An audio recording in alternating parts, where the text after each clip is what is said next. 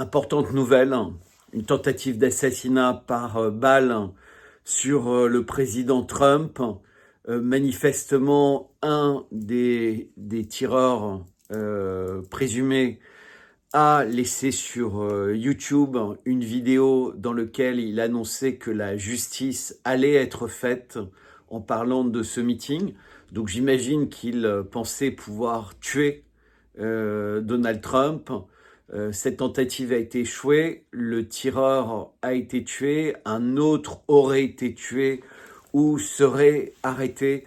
Quoi qu'il arrive, manifestement, on n'aura pas forcément beaucoup d'informations puisque la chaîne est brisée. La chaîne entre celui qui laissait un message sur YouTube et sa tentative d'assassinat. Ce qui est clair, c'est qu'on a eu au cours des dernières semaines, entre le Slovaque Fico, des menaces d'attentats, on a eu des attentats au Kremlin également, on a Zelensky qui annonce vouloir tuer Vladimir Poutine. On est rentré dans une période où il n'y a plus aucune limite, il n'y a plus aucune règle. Je dois avouer que ma réaction à chaud, que vous verrez chez Brochu, donc dans les minutes suivant l'annonce de cet attentat, était un risque de guerre civile aux États-Unis. J'espère que les Américains ne vont pas tomber dans le piège, un piège tout à fait possible entre les patriotes, les antifas, les Black Lives Matter. En fait, on a deux camps à nouveau, un peu comme cette histoire du Front républicain qui pense que l'autre est extrêmement dangereux et qui sont prêts à en découdre. Eh bien, j'espère que ce ne sera pas le cas, d'autant que le Congrès républicain approche puisqu'il a lieu la semaine prochaine à Milwaukee et que des provocations sont possibles si elles n'ont pas lieu dès demain, donc dès ce dimanche. Alors le président Biden, qui était attendu pour faire une allocution, finalement n'a fait qu'une courte lettre. Que va-t-il se passer demain ? Est-ce que le président Macron va également utiliser ça pour renforcer la sécurité autour des Jeux Olympiques ? Une sécurité qui est déjà extrêmement stricte et à tel point que même la police du Qatar est là en France pour aider pour les Jeux.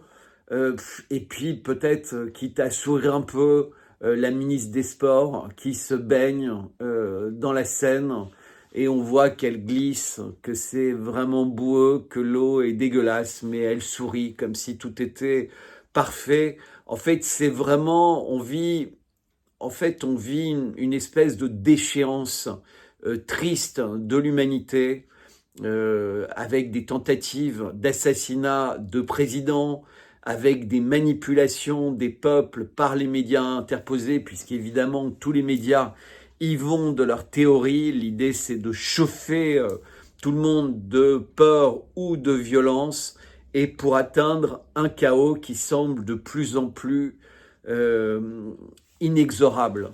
Eh bien voilà, il ne faut pas tomber dans le piège. C'est pour ça que je propose à tous ceux qui s'y intéressent de réfléchir à participer à un pèlerinage à Compostelle, montrer un autre type de force, montrer à un grand nombre de personnes une grande détermination, non pas à fuir la réalité, mais à montrer que cette réalité est complètement faussée, elle est complètement truquée, comme les élections, comme les sondages, comme les promesses des candidats. En fait, ils ne veulent qu'une chose, obtenir le transhumanisme, c'est-à-dire nous remplacer par des machines. Eh bien, il ne faut pas se laisser faire. Ce soir, Elon Musk annonçait également qu'il avait été la victime de 2 tentatives d'assassinat au cours des derniers jours. Je pense que ça arrive sans cesse à quelqu'un comme Vladimir Poutine, les tentatives déjouées. Je pense que c'est la même chose pour Ben Salman et très probablement pareil pour Xi Jinping. On sent bien qu'on est dans une période cruciale de cette bataille du bien contre le mal. En tout cas, voilà cette réaction à chaud. C'est quelque chose d'important qui vient de se passer et quelque chose qui va avoir des conséquences dans le monde entier au cours des prochains jours et des prochaines semaines. Attendez-vous à énormément de surprises. Voilà, le monde est véritablement en train de changer et il est manifestement entre les mains de personnes qui n'auront absolument aucune limite. Donc je vous remercie de partager cette vidéo, je vous remercie de la commenter, je vous remercie de vous abonner à ma chaîne. Si vous souhaitez aider, vous avez toutes les informations qui défilent dans l'écran ou vous avez d'autres informations dans la description de cette vidéo.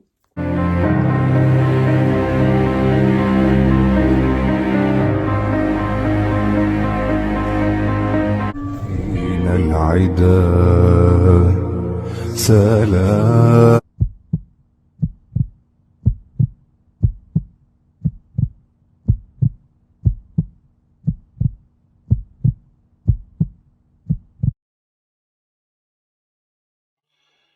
Alors bonjour tout le monde, bienvenue à cette émission spéciale de Brochu TV concernant un attentat qui aurait eu lieu il y a quelques minutes aux États-Unis concernant Donald Trump.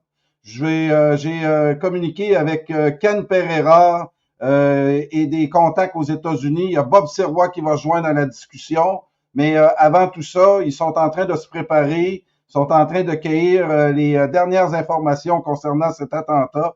Et j'aurai des commentaires à chaud d'invités spéciaux. Restez des nôtres. Alors, juste avant de les faire venir avec nous, je vais vous présenter les images de cet attentat-là qui a eu lieu il y a quelques minutes.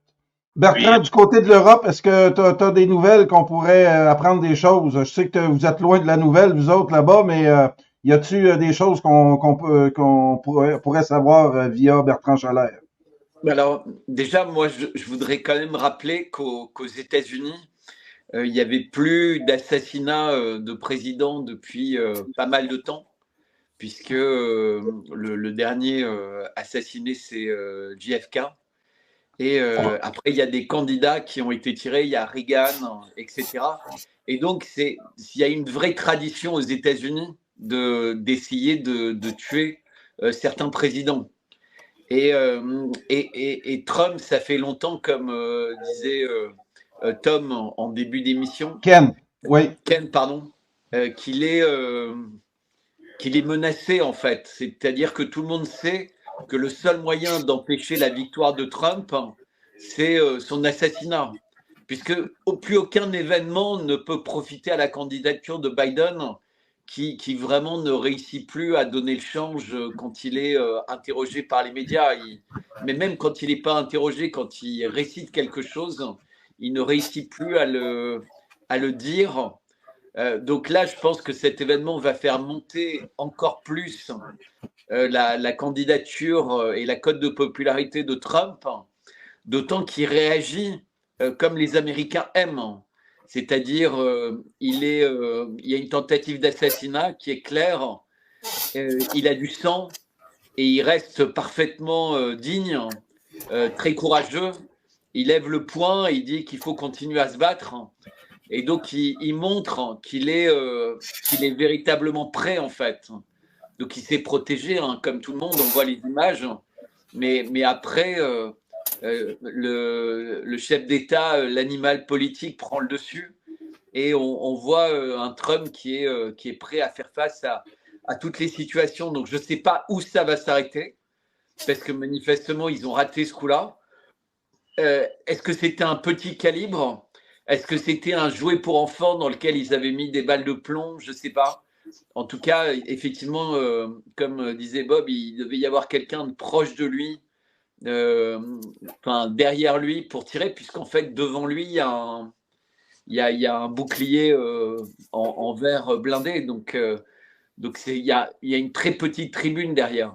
Aussi. Bertrand, de l'Europe, on nous a tapé les oreilles depuis quelques semaines au Québec, la montée de l'extrême droite,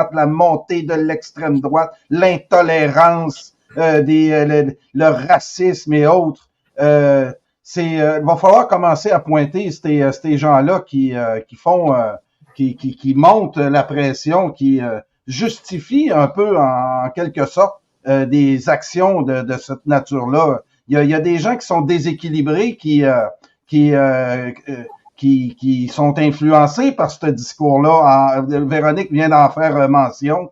Peux-tu nous en parler aussi, Bertrand? Alors, moi, je suis un peu comme Ken, hein. C'est-à-dire que je pense qu'effectivement, il y a des gens qui sont déséquilibrés et qui peuvent essayer de commettre ce genre d'attentat, mais en général, ils sont identifiés par des services spéciaux, des services du Deep State, qui vont vraiment les préparer et les mettre en situation de pouvoir commettre l'attentat et ensuite de les débrancher, de se débarrasser d'eux ou qu'en réalité ils soient complètement ridicules. Et on voit que c'est toujours comme ça. Il s'est passé la même chose avec Crocus en Russie, parce qu'il y a aussi eu un attentat là-bas récemment, puis il y en a eu un autre encore plus proche en Ouzbékistan. Donc on voit on est vraiment dans un cycle de peur, parce que peu importe ce qui s'est passé avec Trump, est-ce que ce sont qui a fait un calcul, parce qu'il est assez peu probable que la personne ait espéré le tuer avec une arme de petit calibre à grande distance. Tu vois, même si ces gens-là sont tellement déconnectés. Ces gens-là sont tellement déconnectés. Ce que j'essaie de dire, c'est que ça va participer d'une atmosphère de peur et ça va chauffer, tu vois, les partisans de Trump. Et on est vraiment de plus en plus au bord de la guerre civile. C'est-à-dire qu'il ne faut pas grand-chose pour que ça explose. Et ça pourrait exploser justement avant l'élection, ce qui est peut-être la stratégie. C'est-à-dire qu'il n'y a pas forcément une stratégie de tuer Trump, mais il y a une stratégie de créer un événement de type guerre civile, un peu comme le 6 janvier, où tu vois, des gens vont commencer à aller dans la rue, ils vont menacer, ils vont donner l'impression d'être prêts à faire une insurrection, vraiment sur le modèle du 6 janvier, et tu vas avoir toute la presse va dire, vous voyez, regardez, manifestement, ils veulent faire un coup d'État, etc., etc. Donc on sent bien l'histoire qui commence à s'écrire avec le piège du 6 janvier qui est vraiment dans les mémoires et le procès en cours. Et l'idée, c'est que si les fans de Trump prennent la rue dans les jours qui viennent pour protester, bah, qu'ils essayent que ça dégénère, en fait. Très intéressant, oui. Lá em cima, né? Aqui, ó. You can see the guy there. I think they hit him because the guy he looks dead. You're okay. What's going on? Was he shot? Was he wounded? Then we heard him on the microphone, Shannon, saying, let me grab my shoes as they tried to take him off. So we're just trying to figure out what happened.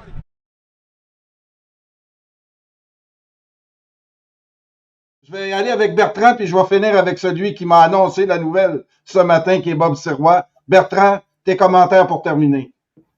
Bah, déjà, celui qui a fait la tentative est mort. Donc, c'est beaucoup d'informations qui disparaissent. C'est toujours regrettable de tuer, mais bon, évidemment, il ne pouvait pas prendre de risques. C'est la règle.